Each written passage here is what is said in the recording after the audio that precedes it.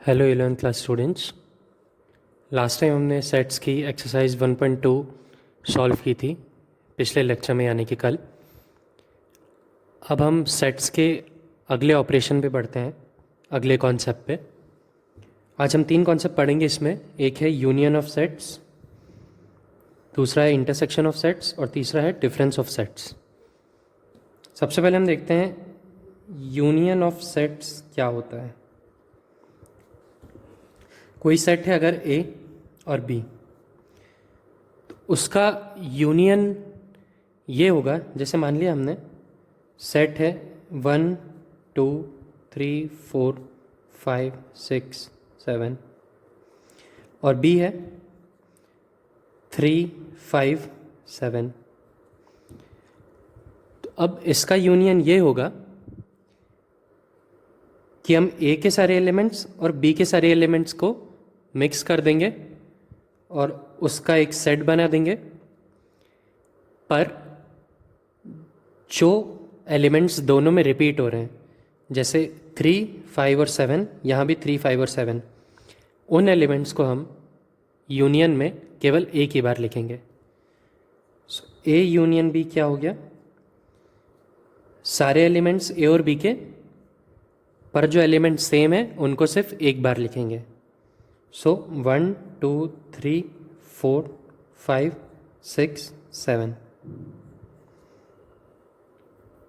ये यूनियन हो गया।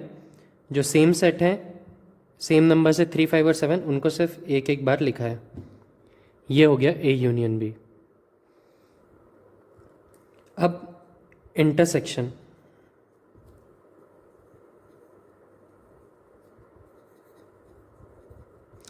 इंटरसेक्शन ऑफ सेट्स क्या होता है? इंटरसेक्शन वो होता है अगर कोई सेट है ए और बी, सेम ले लेते हैं।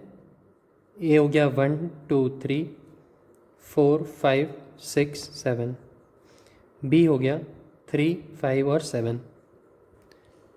इंटरसेक्शन वो होता है कि सिर्फ ए और बी में जो कॉमन नंबर्स हैं सिर्फ उन्हें लिखना। जो बाकी नंबर्स हैं ए और बी के जो कॉमन नहीं है उनको हटा के सिर्फ जो कॉमन नंबर्स हैं वो होता है इंटरसेक्शन। सो ए यूनियन का साइन होता है यू और इंटरसेक्शन का साइन होता है उल्टा U. So A intersection B क्या होगा? सिर्फ जो एलिमेंट्स कॉमन है 3 3 5 5 7 7, सिर्फ वो, यानी कि 3 5 और 7। सो ये कॉन्सेप्ट है यूनियन और इंटरसेक्शंस का।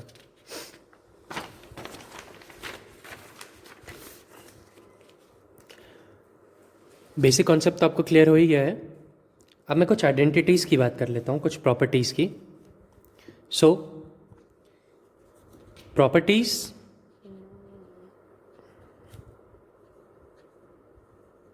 ऑफ यूनियन की बात करते हैं। यूनियन की क्या आइडेंटिटीज़ होती है?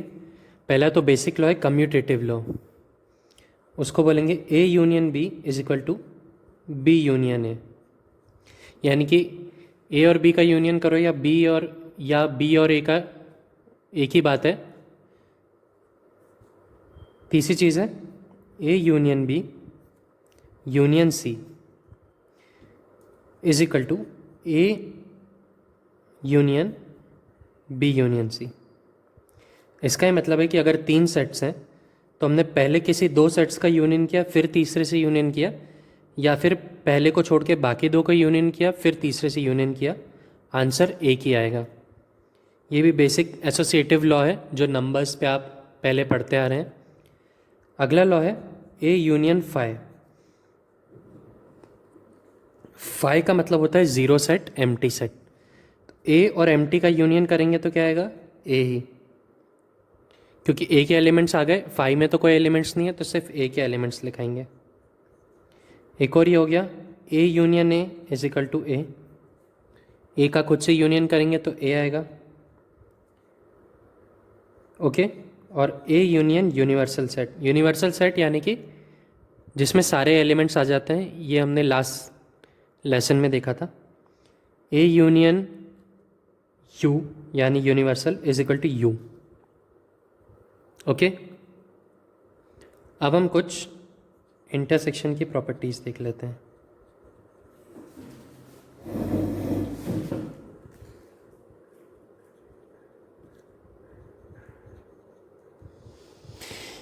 इंटरसेक्शन की प्रॉपर्टीज़ में क्या आएगा? A intersection B is equal to B intersection A. Basic property, A intersection B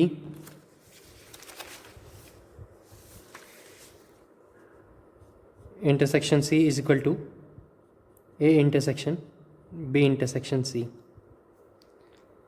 ये बेसिक लॉ यूनियन इंटरसेक्शन दोनों के लिए।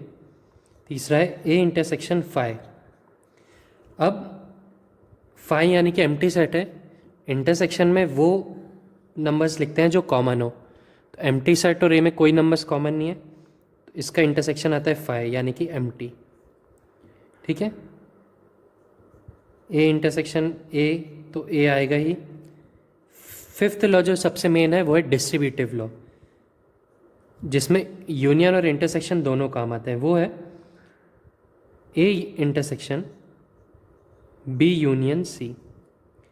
ए का इंटरसेक्शन करेंगे बी यूनियन सी से, तो वो हो जाएगा A intersection B union B intersection C.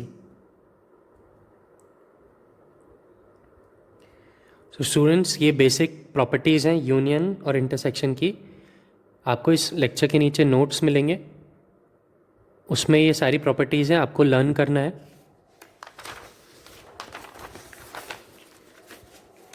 Properties learn करने के बाद ही आप अगली एक्सरसाइज सॉल्व कर पाएंगे।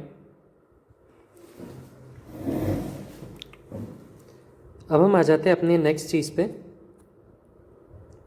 जो कि है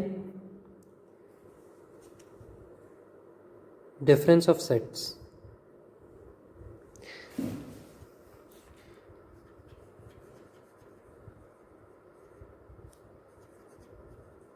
डिफरेंस ऑफ सेट में हम करेंगे ए माइनस बी।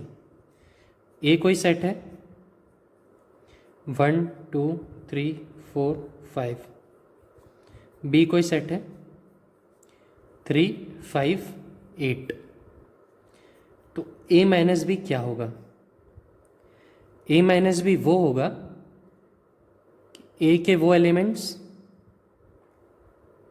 Minus B. तो बी में जो एलिमेंट्स हैं अगर वो ए में आ रहे हैं वो हम सारे माइनस कर देंगे, फिर जो एलिमेंट्स ए में बचे हैं सिर्फ वो आएंगे। यानी कि ए के एलिमेंट्स में से बी के एलिमेंट्स माइनस करेंगे, जो आंसर आएगा वो ए माइनस बी है। तो इसका आंसर है 1 2 4। 8 बी में था इसलिए वो ए माइनस बी में नहीं आएगा, क्योंकि ए माइनस बी का मतलब है ए में ही जो एलिमेंट्स हैं उसमें से बी के सारे एलिमेंट्स माइनस करें। अगर ए में वो एलिमेंट नहीं है जो बी में है तो वो एलिमेंट भी छूट जाएगा, सिर्फ ए के बाकी एलिमेंट से लिखाएंगे। So A minus B is equal to 1 2 and 4। तो स्टूडेंट्स, ये बेसिक कॉन्सेप्ट्स थे सेट्स के 3। अब आपको एनसीईआरटी की एक्सरसाइज 1.3 सॉल्व करना है, जो इस लेक्चर के नीचे है, और सॉल्यूशन की आपको लिंक मिल जाएगी अगर आपको कोई डाउट आते हैं तो।